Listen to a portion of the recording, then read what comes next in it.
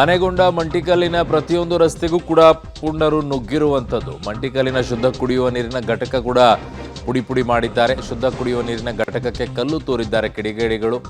ಅದೇನು ಮಾಡಿತ್ತು ಇವರಿಗೆ? ನೀರಿನ ಘಟಕದ ಗಾಜು ಪುಡಿ ಆಗಿದೆ. ಟ್ಯಾಂಕ್ಗೆ ಹಾನಿ ಮಾಡಿದ್ದಾರೆ. ಅಂದ್ರೆ ಇವ್ರಿಗೆ ನೀರು ಬೇಡವಾ ಅಂತ ಶುದ್ಧ ನೀರಿನ ಘಟಕಕ್ಕೆ 12 ಗಂಟೆ ಸುಮಾರಿಗೆ ಕಲ್ಲು ತೋರಿದ್ದಾರೆ ಕಿಡಿಗೇಡಿಗಳು. ಯಾವ ಮನಸ್ಥಿತಿಯಲ್ಲಿದ್ದಾರೆ? ಕುಡಿಯೋ ನೀರು ಅವರು ಬಳಕೆ ಮಾಡ್ಕೊಳ್ತಾರೆ, ಉಳಿದವರು ಬಳಕೆ ಮಾಡ್ಕೊಳ್ತಾರೆ, ಅದನ್ನೂ ಹಾನಿ ಮಾಡೋದು. ಎಲ್ಲ ಒಟ್ಟಿನಲ್ಲಿ ಏನು ಸಿಗುತ್ತೋ ಅದನ್ನು ಧ್ವಂಸ ಮಾಡೋದು. ಅದಕ್ಕೆ ಹೇಳೋದು, ಇವರಿಂದ ವಾಪಸ್ ಕಿತ್ಕೊಳ್ಳೋವರೆಗೂ ಕೂಡ ಇದು ಬಗೆಹರಿಯಲ್ಲ. ದಯವಿಟ್ಟು ಮಾನ್ಯ ನ್ಯಾಯಾಲಯಗಳು ಕೂಡ ಈ ಬಗ್ಗೆ ಗಮನ ಹರಿಸಬೇಕು, ಅತ್ಯಂತ ಗಂಭೀರವಾಗಿ ತಗೊಳ್ಬೇಕು ಇವುಗಳನ್ನು. ಇದಕ್ಕೆ ಹೊಣೆಗಾರನ್ನಾಗಿ ಮಾಡಬೇಕಾಗತ್ತೆ. ಕೆಲವರು ಇಂಥದ್ದು ಮಾಡಿದ್ದಕ್ಕೆ ಒಂದಿಷ್ಟು ಶಿಕ್ಷೆ, ಒಂದಿಷ್ಟು ದಂಡ ಅಂತಲ್ಲ, ಈ ಹಾನಿ ಮಾಡಿರುವಂಥದ್ದನ್ನು ಅವರಿಂದನೇ ಪರಿಹಾರವನ್ನು ಕೊಡಿಸುವಂಥ ಕೆಲಸಕ್ಕೂ ಕೂಡ ನನ್ನ ಹಂಬಲ್ ರಿಕ್ವೆಸ್ಟ್ ನ್ಯಾಯಾಲಯಗಳಿಗೆ. ದಾವಣಗೆರೆಯಲ್ಲಿ ಭದ್ರತೆಗೆ ಹೆಚ್ಚಿನ ಪೊಲೀಸರ ನಿಯೋಜನೆಯನ್ನು ಈಗಾಗಲೇ ಮಾಡಿದ್ದಾರೆ. ಕಲ್ಲು ತೂರಾಟ ಪ್ರಕರಣ ಸಂಬಂಧ ಈಗ ಪೊಲೀಸರನ್ನ ಕರೆಸಿಕೊಂಡಿದ್ದಾರೆ ಪಕ್ಕದಲ್ಲಿರುವಂಥ ಜಿಲ್ಲೆಗಳಿಂದ. ಸೂಕ್ಷ್ಮ ಪ್ರದೇಶಗಳಲ್ಲಿ ಹೆಚ್ಚು ಭದ್ರತೆಯನ್ನು ಪೊಲೀಸರು ವಹಿಸಿಕೊಂಡಿದ್ದಾರೆ. ಚಿತ್ರದುರ್ಗ, ಹಾವೇರಿಯ ಪೊಲೀಸರನ್ನು ನಿಯೋಜನೆ ಮಾಡಿದರೆ ದಾವಣಗೆರೆ ಅಕ್ಕಪಕ್ಕದಲ್ಲಿರುವಂಥ ಜಿಲ್ಲೆಗಳು.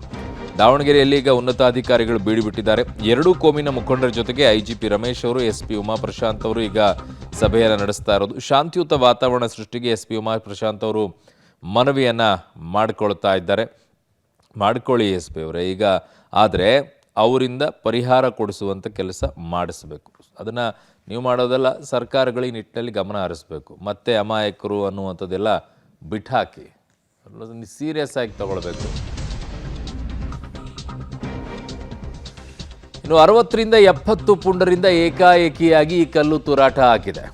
ಕಲ್ಲು ತೂರಾಟದ ವೇಳೆ ಮನೆ ಮುಂದೆ ಇದ್ದ ವಾಹನಗಳಿಗೆಲ್ಲ ಹಾನಿ ಮಾಡಿದ್ದಾರೆ. ಮಟ್ಟಿಕಲ್ಲು ಆನೆಕೊಂಡದಲ್ಲಿ ಭಯದ ವಾತಾವರಣ ನಿರ್ಮಾಣವಾಗಿದೆ. ಮನೆಗಳಿಗೆ ಬೀಗ ಹಾಕಿ ಮನೆಯನ್ನು ಬಿಟ್ಟು ಹೋಗಿದ್ದಾರೆ ಏರಿಯಾದ ಜನರು.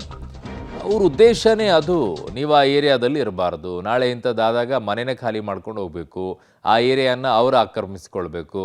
ಹಾಗಾಗಿನೇ ಹಲವು ಏರಿಯಾಗಳು ಬೇರೆ ಬೇರೆ ರೀತಿಯಲ್ಲಿದ್ದಂಥ ಏರಿಯಾಗಳು ಈಗ ಬೇರೆ ಬೇರೆ ರೀತಿಯಲ್ಲಿ ಆಗಿವೆ.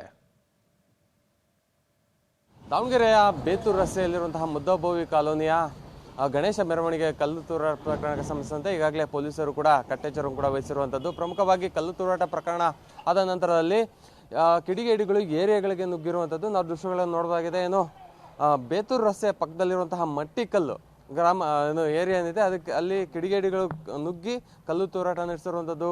ಮನೆ ಮುಂಭಾಗದಲ್ಲಿರುವಂತಹ ವಸ್ತುಗಳು ಕೂಡ ಚೆಲ್ಲಾಪಿಲ್ಲಿ ಮಾಡಿರುವಂಥದ್ದು, ಮತ್ತು ಮನೆಗಳಿಗೆ ಏನು ಬಾಗಿಲುಗಳಿಗೆ ಕಲ್ಲು ತೂರಾಟ ಮಾಡಿರುವಂಥ ನೆಲೆಯಲ್ಲಿ ಸಾಕಷ್ಟು ಜನರು ಕೂಡ ಭಯದ ವಾತಾವರಣ ಸೃಷ್ಟಿಯಾಗ್ತಿರುವಂಥದ್ದು.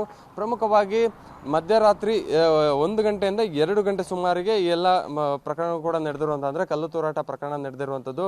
ಇದು ಮಟ್ಟಿಕಲ್ಲು ಗ್ರಾಮ ಮತ್ತು ಆನೆಕೊಂಡ ಈ ಭಾಗಗಳಲ್ಲಿ ಸಾಕಷ್ಟು ಮನೆಗಳ ಮುಂಭಾಗದಲ್ಲಿರುವಂತಹ ವಾಹನಗಳನ್ನು ಜಖಂ ಮಾಡಿದ್ದಾರೆ, ಮತ್ತು ಮನೆಗಳಿಗೂ ಕೂಡ ಕಲ್ಲು ತೂರಾಟ ಮಾಡಿದ್ದಾರೆ. ಇದರಿಂದಾಗಿ ಇಡೀ ಏರಿಯಾದ ಅಂದರೆ ಆನೆಕೊಂಡ ಆಗಿರ್ಬೋದು ಮತ್ತು ಮಟ್ಟಿಕಲ್ಲು ನಿವಾಸಿಗಳು ಸಾಕಷ್ಟು ಭಯಭೀತರಾಗಿದ್ದಾರೆ. ಆಗಾಗಲೇ 1 ಗಂಟೆಗೆ ಎಸ್ ಪಿ ಅವರಾದಂತಹ ಉಮಾ ಪ್ರಶಾಂತ್ ಅವರು ಬಂದು ಒಂದು ಪರಿಶೀಲನೆ ಕೂಡ ನಡೆಸಿದ್ರು, ಮತ್ತು ಸ್ಥಳೀಯರು ಕೂಡ ಇಲ್ಲಿ ಪ್ರತಿಭಟನೆ ಮಾಡಿದ್ರು. ಯಾಕಂತ ಹೇಳಿದ್ರೆ ಏಕಾಏಕಿ ಈ ರೀತಿಯಾಗಿ ಕಲ್ಲು ತೂರಾಟ ನಡೀತು ಅಂತಂದ್ರೆ ಯಾರು ನೆಮ್ಮದಿಯಿಂದ ಜೀವನ ಮಾಡೋಕ್ಕಾಗುತ್ತೆ ಅನ್ನುವಂತಹ ಒಂದು ಆಕ್ರೋಶವನ್ನು ಕೂಡ ವ್ಯಕ್ತಪಡಿಸಿದ್ರು. ಭಯದಿಂದ ಕೆಲವೊಬ್ರು ಬೀಗ ಹಾಕೊಂಡು ಹೋಗಿರುವಂತಹ ದೃಶ್ಯಗಳು ಕೂಡ ನಾವು ನೋಡಬಹುದಾಗಿದೆ. ಇದರಿಂದಾಗಿ ಸಾಕಷ್ಟು ಒಂದು ಆಕ್ರೋಶವನ್ನು ಕೂಡ ಇಲ್ಲಿನ ಸ್ಥಳೀಯರು ಕೂಡ ಮಾಡ್ತಾ ಇರುವಂಥದ್ದು. ಒಂದು ಕಡೆ ನೆಮ್ಮದಿಯಾಗಿ ಮಧ್ಯರಾತ್ರಿ 12 ಗಂಟೆ 1 ಗಂಟೆ ಒಳ್ಳೆ ನಿದ್ದೆ ಮಾಡ್ತಾ ಇರ್ತಾರೆ. ಅಂಥ ಸಂದರ್ಭದಲ್ಲಿ ಏಕಾಏಕಿ ಕಲ್ಲುಗಳು ಬಿತ್ತು ಅಂದರೆ, ಈ ರೀತಿಯಾಗಿ ರಾಶಿಯಂತಹ ಕಲ್ಲುಗಳು ಬಿದ್ದು ಅಂತಂದರೆ ಯಾರಿಗಾದ್ರೂ ಭಯ ಹುಟ್ಟದೇ ಇರಲ್ಲ. ಇದರಿಂದಾಗಿ ಪೊಲೀಸರು ಕೂಡ ಈಗಾಗಲೇ 20ಕ್ಕೂ ಹೆಚ್ಚು ಜನರನ್ನು ಕೂಡ ಬಂಧನ ಮಾಡಿರುವಂಥದ್ದು, ಮತ್ತು ವಿಚಾರಣೆ ನಡೆಸಿರುವಂಥದ್ದು, ಮತ್ತು CC ಕ್ಯಾಮ್ರಾ ಫುಟೇಜ್ ಆಗಿರ್ಬೋದು, ಮತ್ತು ಮೊಬೈಲ್ ಫುಟೇಜ್ ಆಧರಿಸಿ ಆರೋಪಿಗಳನ್ನ ಅಂದರೆ ಕಲ್ಲು ತೂರಾಟ ನಡೆಸಿದಂತಹ ಆರೋಪಿಗಳನ್ನು ಕೂಡ ಬಂಧನ ಮಾಡುವಂತಹ ಕೆಲಸವನ್ನು ಕೂಡ ಮಾಡಿದ್ರೆ. ಇಲ್ಲಿ ಸ್ಥಳೀಯರು ಇದ್ದಾರೆ, ಮಾತಾಡ್ಸೋದ್ರಲ್ಲಿ ರಾತ್ರಿ ಎಷ್ಟೊತ್ತಿಗೆ ಸರ್ ಆಗಿದ್ದು? ಒಂದು ಭಯದ ವಾತಾವರಣ ಇತ್ತು ಸರ್, ಯಾಕಂದ್ರೆ ಇಲ್ಲಿ ಈ ಏರಿಯಾಗೆ ಬಂದು ಕಲ್ಲು ಹೊಡಿತಾರೆ ಅಂತ ಅಂದ್ರೆ ಯಾರಿಗಾದ್ರೂ ಭಯ ಆಗೇ ಆಗುತ್ತಲ್ವ ಸರ್? ಅಂತದ್ದು ಆಗುತ್ತೆ ಸರ್. ನಾವು ಇದ್ದಿಲ್ಲ, ಈಗ ಬಂದ್ವಿ.